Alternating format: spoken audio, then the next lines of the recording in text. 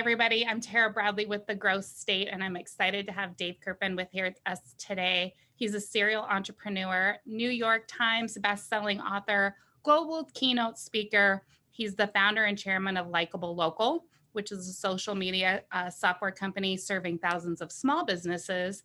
He's also the chairman and co-founder of Likeable Media, which is an award-winning social media and word of mouth marketing agency for big brands. He's the co-founder and CEO of Apprentice. He's the co-founder and CEO of Remembering Live. And one of the things I'm really excited about is the author of a best-selling book, The Art of People, 11 Simple People Skills That Will Get You Everything That You Want. So thank you so much for being with us, Dave. I really appreciate you taking the time. My pleasure. Thanks for having me. Perfect. Well, I find that anytime we have leaders that have businesses that are serving others, a lot of times there is a pain point at some point in their life where they're like, I don't want to ever do that again. And not only that, I can probably help somebody not do what I just did. What can you share with us, kind of kick us off with what that might have been for you? Yeah. Well, I think it's different for each of my businesses, but my sort of general entrepreneurship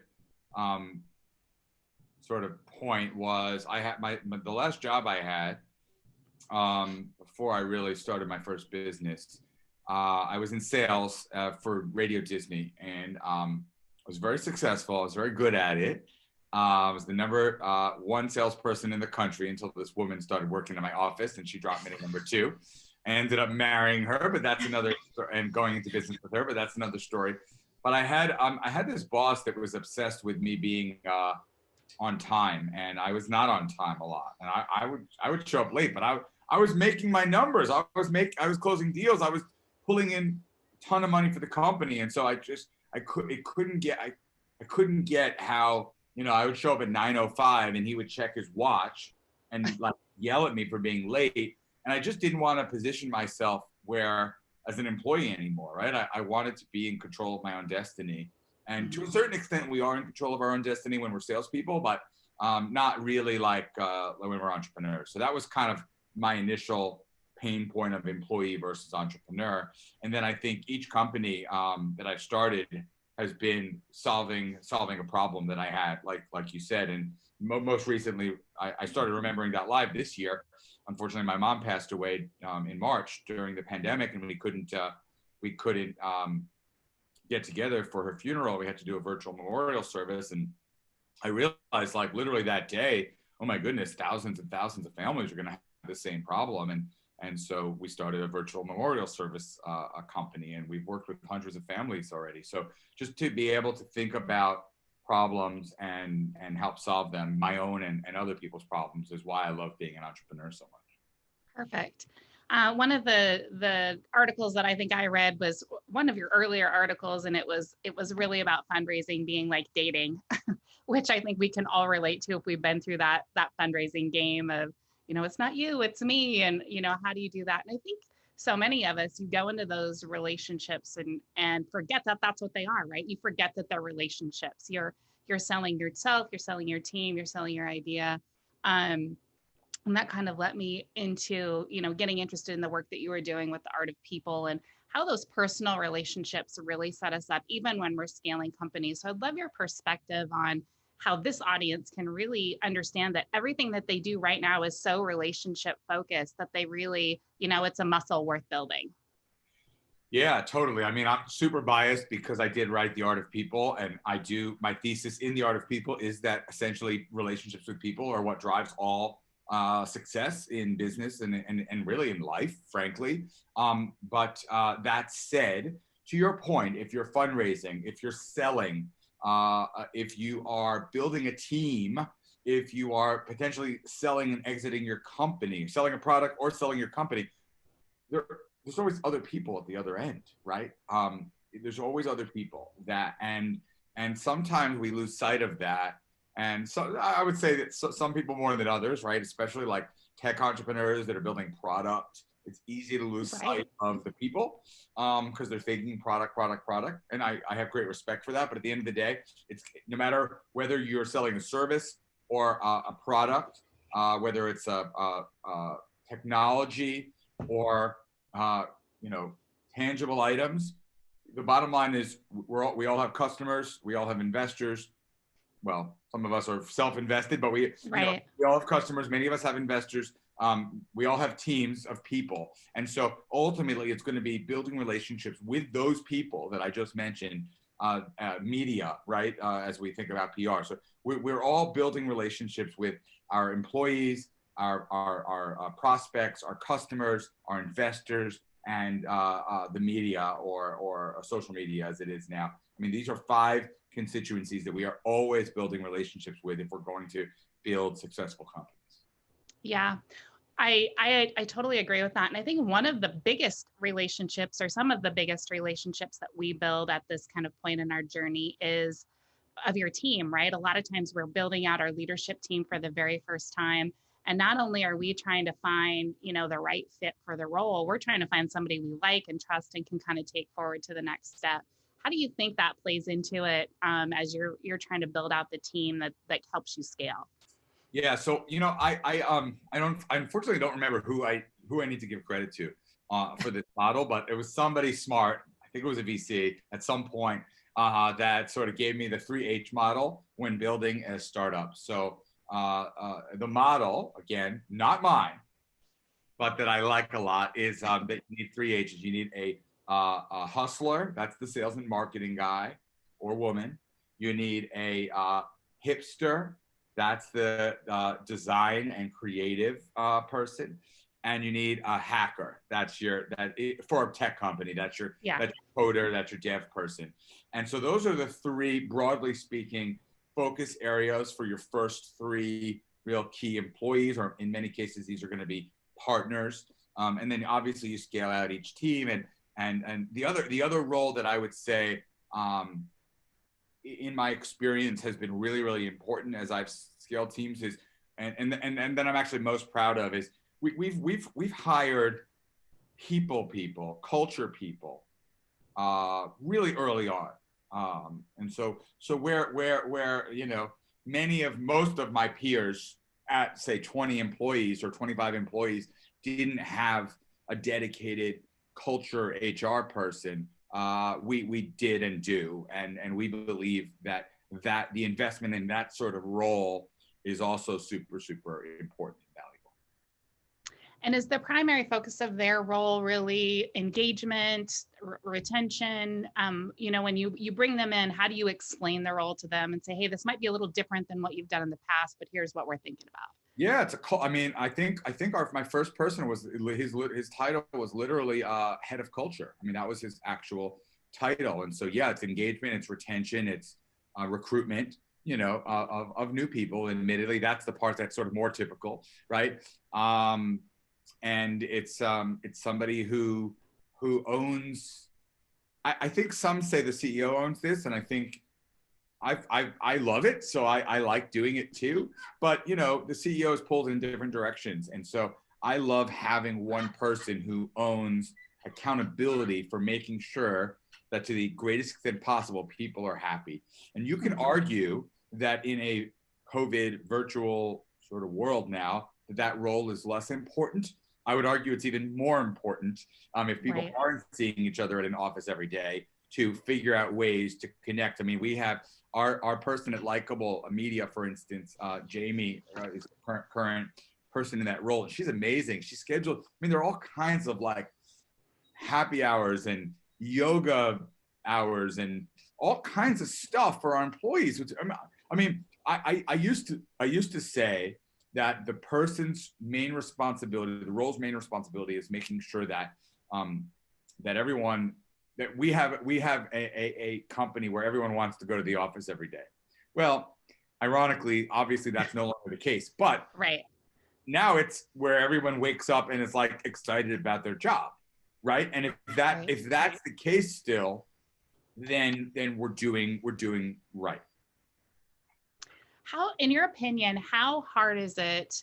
And maybe a better question is how universal is happiness, right? Like if you're dealing with employees, like, are there things you're like, this makes everyone happy? Or it really becomes this individualistic thing, and you've got to say, no, you got to get to know your people. You got to get to them at a certain level. I know there's a spectrum, but do you find like there's quick hits that you're like, everybody loves this, do this? Yeah. Now, hopefully this my former client is not watching this, because I had a client that actually did they had a happiness at work index, and now, of course, during this live, I cannot remember the name, but Right. um, but what I learned from that awesome data is that it's not universal. There are a couple of, I mean, look, of course, everyone's always going to say they want more money, and more money is a good thing, but different countries and cultures value different things, and different age groups value different things, right? So when we have a lot of millennial employees, we know that having meaning in their work and giving back to the world are really important things. So we partnered. This is, boy, do I love this nonprofit. We partnered with a nonprofit called Good Today. Okay. By the way, I love this. For me, if you're watching right now, if you get one thing, check out Good Today. I'll explain their model. It's a nonprofit.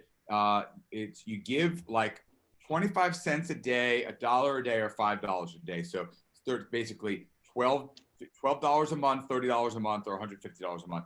And every day you get an email with 2 charities, and you choose which charity to give to, and the nonprofit will disperse your 25 cents or dollar respectively to the charity that you pick.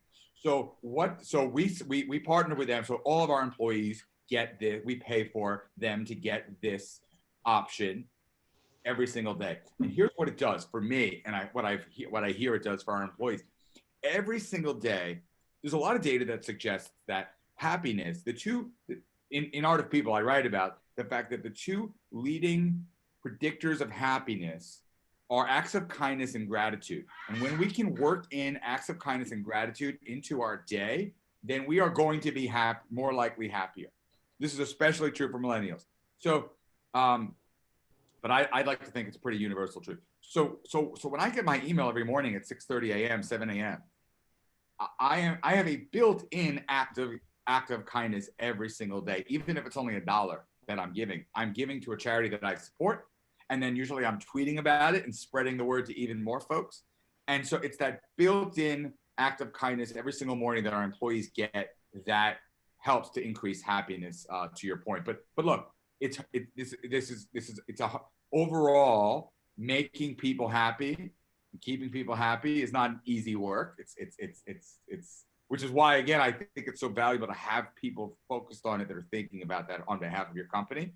But it's really important work, because who wants to build a company where people are unhappy? I mean, if they're happy, they're going to be more productive. They're gonna want to sell you more to customers and to future employees and to future investors, acquirers. I mean, the happier your employees are, the better. I think that's the best investment that you can make.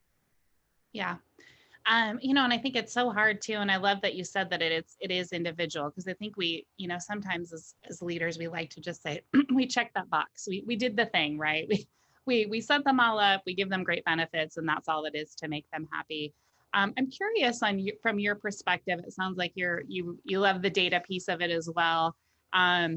For you, as you talk to clients, and I'm sure, attrition comes up, and from your perspective, having led companies and worked with those that lead companies, is there an acceptable level of employee attrition? Or you just kind of say, no, the goal is for it to be nothing voluntary, and, we try to keep it low for the involuntary as well. Yeah, that's a great question. I've seen it vary a pretty good amount depending on the industry and depending on the company and depending on the maturity of the company. I mean, look, attrition sucks. It really, I mean, I can't sugarcoat that. It does suck. It's always better to keep your people. At the same time, clearly the world has changed from how it was 20, 30, 40 years ago, where people had one job for their careers. It just doesn't happen anymore. So from my perspective, if I can keep an employee for 2-3 years, I've learned to I've learned not to resent if and when they move on and not make it about me.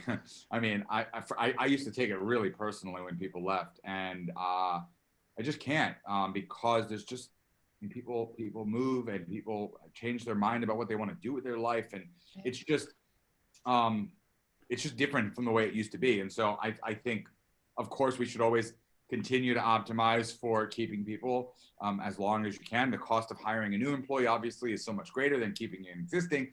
But that said, I try not to, and when I coach folks, similarly coach other leaders, I try not to stress too much over attrition, because it's really ultimately, I think it's more of a societal thing than an individual thing. Yeah. And I think that perspective can really impact the way you do it, right? So if you accept attrition's a very real thing, particularly with your high performers, you're only going to have so many slots for them to keep moving up. And I really feel like if you work with them, you get to know them, they're what's going to make them happy, whether it's with you or with someone else, if you can do that in a really positive way, they're way more likely to give you a ton of notice, help you bring in the replacement, do all the things that are really painful when the attrition's, rough, right? That's right. That's right. And it's when and when what I try to do with my people and what I try to help my people do with their people is coach them, never manage, always coach. When you're coaching someone, you're there for them. You're in their corner. And so you're in a position to sort of help them know when it might be time to move on. And that's okay. It's okay. And so if you do that and you really have their interest at heart, as well as obviously the companies, but when you have their interest at heart, they're going to realize that, and they're, in most cases, they are going to do right by you and do right by the company. Perfect. I believe one of the points in your book is obviously it's how to get what you want, and you talk a lot about gratitude, but I think you also talk about how do you use social media in that endeavor, and really, how do you reach people through social media? Yeah, so I mean, I got my first book was about social, and our first two companies are about social, and so I guess by now I'm a social expert or whatnot. I think I mean, social is an amazing, evolving thing, and it continues to be a great equalizer in many ways. It allows companies to do things that they couldn't do years ago. I think the biggest misconception that I still get from businesses of all sizes about social is thinking about social as a mouthpiece, and social, the talking part of social.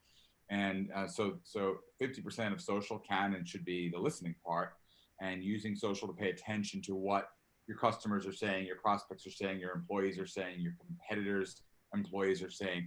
This is where the magic of social can really come in, and using networks like Twitter and Instagram and LinkedIn to pay attention to what people are saying, and to take that data and to take that conversation and to create actionable insights and make improvements to the way you do business based on what you can learn from social. Now, with respect to like just sales and biz dev and invest and generating investments and whatnot, I mean, social is unbelievable to connect with anyone on the planet. I mean, I became friends with Barbara Corcoran and Damon John just by LinkedIn. I mean, there's social. There was the whole 7 degrees. I have this funny slide in one of my keynotes about social, and I have this famous 7 degrees of Kevin Bacon, right? And then I actually, that's like a thing, 7 degrees of Kevin Bacon, right? You're seven degrees away from Kevin Bacon, all of us. And then I actually pull up Kevin Bacon's LinkedIn profile, and I'm only 2 degrees away from Kevin Bacon on LinkedIn. And so the idea is, right, we really are more connected than ever before thanks to social. Right. So really, anyone on the planet that you want to connect with, you can, if you take the right actions using social media. Yeah. And I want the listeners to really hear this, because I think so many people in this space, when they're trying to get to scale, they're really focused on thought leadership. They want to be out there. They want to be in front of everybody. They want content.